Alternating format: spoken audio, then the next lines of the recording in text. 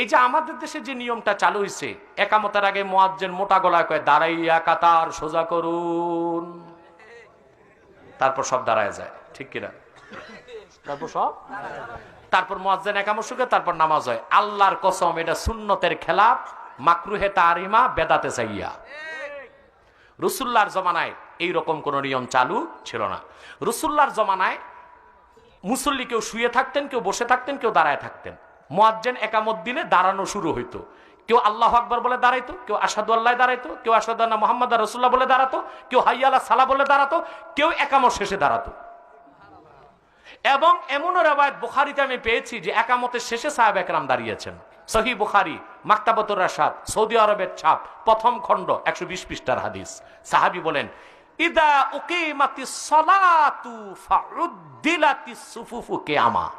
রাসূলুল্লাহর জামানায় একামত শেষ হইল, তারপর দাঁড়িয়ে কাতার সোজা করা হলো। আর বুঝতে পারছেন?